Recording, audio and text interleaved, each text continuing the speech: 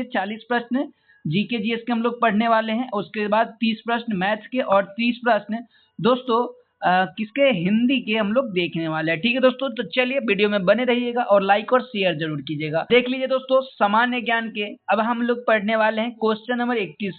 सबसे पहले सामान्य ज्ञान के क्वेश्चन नंबर 1 से स्टार्ट करेंगे। ठीक है दोस्तों, तो चलिए आप लोग वीडियो में बने रहिएगा और लाइक और शेयर जरूर कीजिएगा। सबसे पहला प्रश्न, चलिए, असहयोग आंदोलन और खिलाफत आंदोलन को मिलाने का सबसे उग्र विरोध किसने किया था, बताइएगा। अगर आंसर पता हो तो दोस्तों कमेंट बॉक्स में जरूर बताइएगा।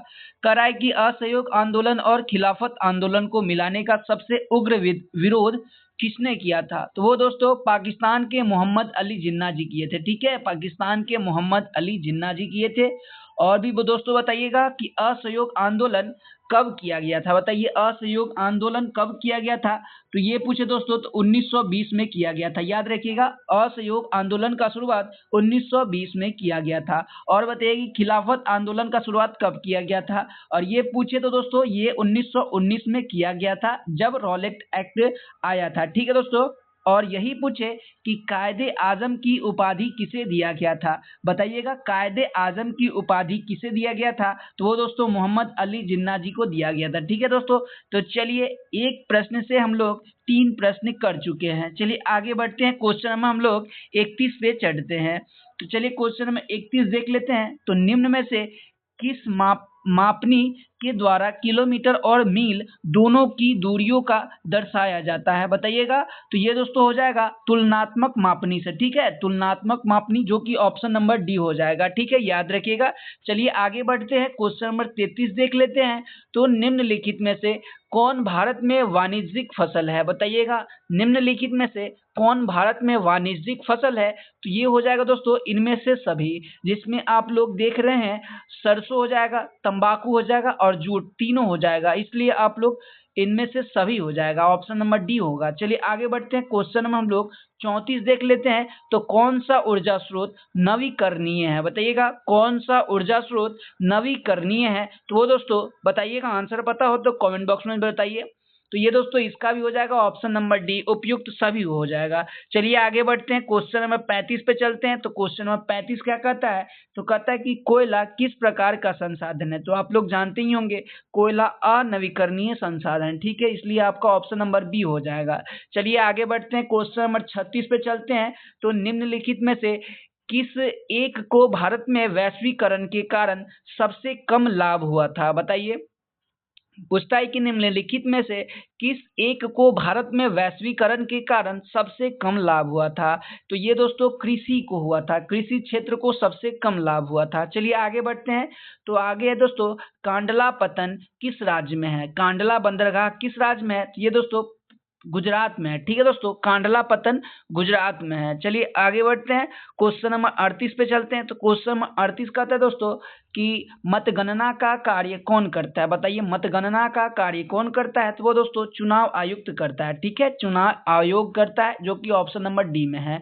चलिए आगे हम लोग देख लेते हैं, क्वेश्चन नंबर 39 पे चलते हैं। तो निम्न में से कौन एक राजनीतिक अधिकार नहीं है, बताइए राजनीतिक अधिकार कौन नहीं है, तो इसका जो आंसर हो जाएगा दोस्तों ऑप्शन नंबर सी हो जाएगा, किसी धर्म को स्वीकार करने का अधिकार। ठीक है दोस्तों, चलिए आगे बढ़ते हैं, क्वेश्चन नंबर 40 पे चलते हैं। तो चलिए दोस्तों क्वेश्चन नंबर 40 बताइएगा, कौन सा कदम लोकतांत्रिक सुधार का सूचक है, बताइएगा कौन सा कदम लोकतांत्रिक सुधार का सूचक है, तो ये दोस्तों पंचायती राज हो जाएगा, आपका ऑप्शन नंबर डी हो जाएगा। चलिए आगे बढ़ते हैं। तो भारत के विभाजन के संदर्भ में असत्य कौन थे कथन चुने, बताइए असत्य कथन चुना है। ठीक है, तो आपका ऑप्शन देख लेते हैं। तो द्विराष्ट्र का सिद्धांत लागू था, बताइएगा। अगर आंसर इसका पता हो तो कमेंट बॉक्स में बताइएगा। ठीक है दोस्तों, चलिए द्विराष्ट्र का सिद्धांत लागू था क्या, बताइए। तो नहीं, पूर्वी पाकिस्तान और पश्चिमी पाकिस्तान एक साथ नहीं था। देख लीजिए दोस्तों, आपका ऑप्शन नंबर बी हो जाएगा, ये सही है, कथन सही है। ठीक है दोस्तों, भारत के विभाजन में ये कथन सही है, क्योंकि पूर्वी पाकिस्तान और पश्चिमी पाकिस्तान एक साथ नहीं थे। ठीक है, इसलिए भारत का विभाजन हुआ था। चलिए आगे बढ़ते हैं, क्वेश्चन नंबर हम लोग 42 देख लेते हैं। क्वेश्चन नंबर 42 क्या कहता है, तो वर्ष 1919 में कौन सा एक्ट लागू हुआ था। तो ये लोग आप लोग जानते ही होंगे, रॉलेट एक्ट 1919 में लागू हुआ था जालियांवाला बाग हत्याकांड के जांच के लिए। ठीक है दोस्तों, रॉलेट एक्ट 1919। चलिए इसको भी देख लेते हैं। रेगुलेटिंग एक्ट बताइएगा, रेगुलेटिंग एक्ट कब लाया गया था, बताइएगा दोस्तों, रेगुलेटिंग एक्ट कब लाया गया था। तो ये दोस्तों 1773 में लाया गया था। ठीक है, रेगुलेटिंग एक्ट कब लाया गया था, तो 1773 में लाया गया था। और बताइए चार्टर एक्ट, बताइए चार्टर एक्ट कब लाया गया था। तो ये दोस्तों 1813 में लाया गया था। ठीक है, 1813 में चार्टर एक्ट को लाया गया था। और पिट्स इंडिया एक्ट बोले तो पिट्स इंडिया एक्ट दोस्तों 1784 में लाया गया था। ठीक है, 1784 में लाया गया था। चलिए इसका जो आंसर होगा ऑप्शन नंबर ए हो जाएगा। चलिए आगे बढ़ते हैं, क्वेश्चन नंबर 43 पे चलते हैं। सॉरी दोस्तों, क्वेश्चन नंबर 43 पे चलते हैं। तो भारतीय राष्ट्रीय कांग्रेस के प्रथम अधिवेशन के अध्यक्ष कौन थे, बताइए, अध्यक्षता किसने की, यही पूछ रहा है। तो भारतीय राष्ट्रीय कांग्रेस के प्रथम अधिवेशन की अध्यक्षता दोस्तों व्योमेश चंद्र बनर्जी के द्वारा किया गया था। ठीक है, अच्छा प्रश्न पूछा जाता है। चलिए बताइए कि भारतीय राष्ट्रीय कांग्रेस का स्थापना कब हुआ था, बताइए कब हुआ था, भारतीय राष्ट्रीय कांग्रेस का स्थापना कब हुआ था, बताइए दोस्तों। तो ये दोस्तों 28 दिसंबर कब हुआ था, 28 दिसंबर 1885 को इसका स्थापना हुआ था। ठीक है, याद रखिएगा 28 दिसंबर 1885 को इसका स्थापना हुआ था। और ये पूछे कि इसके अंग्रेज अध्यक्ष कौन है, तो अंग्रेज अध्यक्ष दोस्तों कौन हो जाएंगे, तो जॉर्ज यूल। ठीक है, जॉर्ज यूल हो जाएंगे इसके अंग्रेज अध्यक्ष। और पूछे कि मुस्लिम अध्यक्ष कौन है, तो बदरुद्दीन तैयबजी हो जाएंगे। ठीक है, बदरुद्दीन तैयबजी मुस्लिम अध्यक्ष थे। ठीक है, चलिए आगे बढ़ते हैं, क्वेश्चन नंबर 44 पे चलते हैं। तो फॉरवर्ड ब्लॉक की स्थापना आप लोग जानते ही होंगे, सुभाष चंद्र बोस। फॉरवर्ड ब्लॉक की स्थापना किसने किया था, सुभाष चंद्र बोस के द्वारा 1940 में किया गया था। ठीक है, फॉरवर्ड ब्लॉक की स्थापना 1940 में किया गया था सुभाष चंद्र बोस के द्वारा। चलिए आगे बढ़ते हैं, दोहा राजधानी है किसका, बताइए, दोहा राजधानी किसका है, तो कतर का। ठीक है दोस्तों, दोहा किसका राजधानी है, तो कतर का राजधानी है दोहा। वही पूछे दोस्तों सीरिया की राजधानी क्या है, बताइए सीरिया की राजधानी क्या है, तो दशमिक है। ठीक है दोस्तों, दशमिक, याद रखिएगा, दमिश्क हो जाएगा। ठीक है, ओमान का पूछे दोस्तों तो ओमान का मस्कट हो जाएगा। ठीक है, मस्कट हो जाएगा। और वही पूछे कि तुर्की का क्या है, तो अंकारा, याद रखेगा, तुर्की का अंकारा। चलिए आगे बढ़ते हैं, क्वेश्चन नंबर हम लोग 46 पे चलते हैं। तो क्वेश्चन नंबर 46 क्या कहता है कि सूक्ष्म वित्त के संदर्भ में SHG में एस का क्या दर्शाता है, एस क्या दर्शाता है, बताइए। तो एस सेल्फ दर्शाता है। ठीक है, आपका ऑप्शन नंबर बी हो जाएगा। चलिए आगे बढ़ते हैं, क्वेश्चन नंबर 47 पे चलते हैं। तो निम्नलिखित में से किस अधिनियम के बाद भारत ब्रिटिश ताज के नाम से शासित होने लगा, बताइए, ताज के नाम से शासित होने लगा। तो ये दोस्तों इसका आंसर क्या हो जाएगा, तो भारत सरकार अधिनियम 1858 हो जाएगा। ठीक है, भारत सरकार अधिनियम 1858 हो जाएगा। बंगाल के गवर्नर को भारत का गवर्नर जनरल कहा जाने लगा कौन से चार्टर एक्ट अधिनियम के द्वारा, बताइए। बंगाल के गवर्नर को भारत का गवर्नर जनरल कहा जाने लगा कौन से चार्टर एक्ट के तहत, तो 1833 के चार्टर एक्ट के तहत बंगाल के गवर्नर जनरल को भारत का गवर्नर जनरल कहा जाने लगा, याद रखिएगा। ठीक है, बंगाल के गवर्नर जनरल को भारत का गवर्नर जनरल कहा जाने लगा 1833 के चार्टर एक्ट अधिनियम के द्वारा। ठीक है दोस्तों, चलिए तो क्वेश्चन नंबर 48 का बताइए दोस्तों, निम्नलिखित में से किस आयु वर्ग को भारत में कार्यशील आयु माना जाता है, तो वो दोस्तों 15 से 59 वर्ष के आयु को कार्यशील जनसंख्या या कार्यशील आयु माना जाता है। ठीक है, चलिए 49 नंबर पे देखते हैं। फरवरी 1947 में लॉर्ड वेवेल के स्थान पर भारत का वायसराय किसे नियुक्त किया गया, तो लॉर्ड माउंटबेटन को। ठीक है, और भारत का विभाजन भी लॉर्ड माउंटबेटन योजना के तहत किया गया था, याद रखिएगा। चलिए आगे बढ़ते हैं, क्वेश्चन नंबर 50 देख लेते हैं। तो क्वेश्चन नंबर 50 है दोस्तों, हर साल हॉर्नबिल महोत्सव नागालैंड, याद रखिए, हॉर्नबिल महोत्सव बहुत बार पूछा जाता है, नागालैंड, हॉर्नबिल महोत्सव नागालैंड, याद रखिए ले जो। चलिए आगे बढ़ते हैं, क्वेश्चन नंबर 51 पे। 1976 में अनुच्छेद 51A का संबंध किससे है, तो भाग 4 का ए है। ठीक है, 51A जो कि क्या है, मौलिक कर्तव्य है। मौलिक कर्तव्य कहाँ से लिया गया है, तो रूस के संविधान से लिया गया। ठीक है, और DPSP पूछे दोस्तों, DPSP तो वो दोस्तों आयरलैंड के संविधान से लिया गया है, याद रखिएगा। DPSP राज्य के नीति निर्देशक तत्व कहाँ से लिया गया है? तो आयरलैंड के संविधान से लिया गया है। ठीक है, चलिए आगे बढ़ते हैं। क्वेश्चन नंबर 52 पे चलते हैं दोस्तों। क्वेश्चन नंबर 52 क्या कहता है?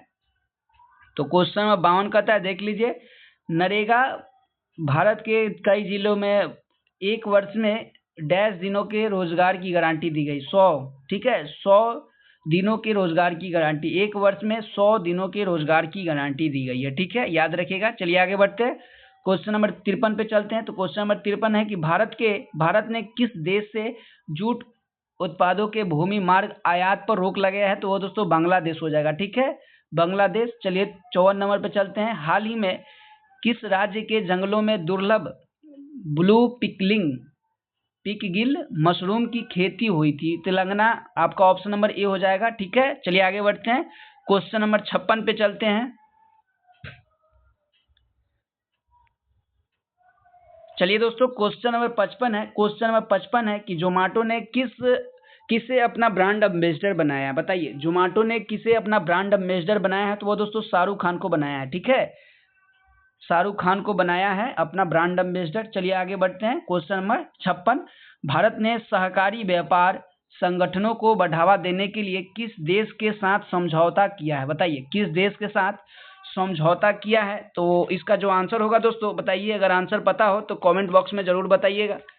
तो इसका जो आंसर होगा दोस्तों, जामीबिया के साथ किया। ठीक है, जामीबिया, जो कि ऑप्शन नंबर ए में है। चलिए आगे बढ़ते हैं।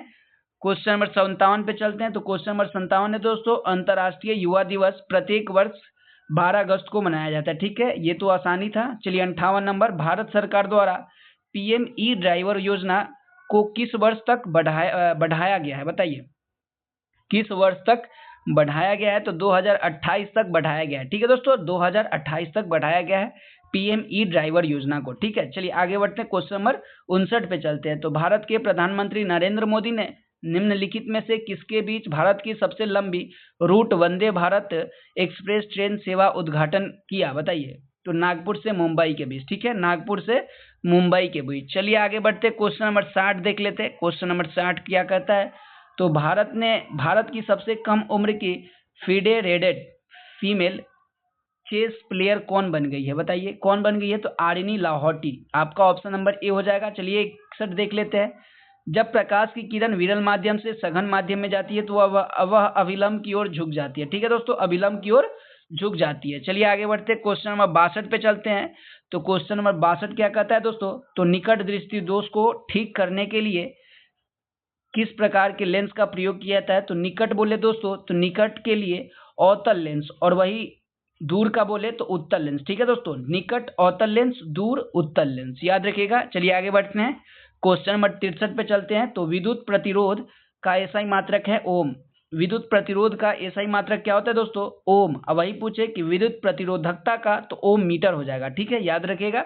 चलिए आगे बढ़ते हैं। क्वेश्चन नंबर 64 पे चलते हैं। तो विद्युत मोटर एक ऐसा उपकरण है जो परिवर्तन करता है। बताइए, विद्युत मोटर एक ऐसा उपकरण है जो परिवर्तन करता है। बताइए, आंसर पता हो तो कमेंट बॉक्स में जरूर बताइएगा दोस्तों। तो इसका जो आंसर होगा दोस्तों, आपका ऑप्शन नंबर बी हो जाएगा। विद्युत ऊर्जा को यांत्रिक ऊर्जा में बदलता है। ठीक है, विद्युत मोटर एक ऐसा उपकरण है जो विद्युत ऊर्जा को यांत्रिक ऊर्जा में बदलता है। चलिए आगे बढ़ते हैं। क्वेश्चन नंबर 65 पे चलते हैं। तो क्वेश्चन नंबर 65 क्या कहता है कि समीकरण Fe2O3 पर +2Al बराबर होगा Al2O3 +2Fe किस प्रकार की अभिक्रिया है? बताइए, किस प्रकार की अभिक्रिया है दोस्तों? तो यह विस्थापन अभिक्रिया है, याद रखिएगा, विस्थापन अभिक्रिया है। चलिए आगे बढ़ते हैं। अम्लीय विलयन का पीएच मान कितना होता है? तो 7 से कम होता है। ठीक है दोस्तों, अम्लीय विलयन का पीएच मान कितना होता है? तो वह दोस्तों 7 से कम होता है, याद रखिएगा। और क्षारीय का 7 से ज़्यादा होता है, और उदासीन बोले तो सिर्फ 7 होता है। ठीक है, जो कि पानी का पीएच मान होता है। चलिए आगे बढ़ते हैं। कौन सी अधातु कमरे के ताप पर द्रव अवस्था में पाई जाती है? तो वो दोस्तों क्या हो जाएगा? बताइए इसका आंसर क्या होगा दोस्तों? तो इसका जो आंसर होगा ब्रोमीन हो जाएगा। ठीक है, ब्रोमीन अधातु है, और पारा बोले तो वो धातु है। ठीक है, चलिए आगे बढ़ते हैं। क्वेश्चन नंबर 68 पे चलते हैं। ठीक है, एल्केन का सामान्य सूत्र क्या है?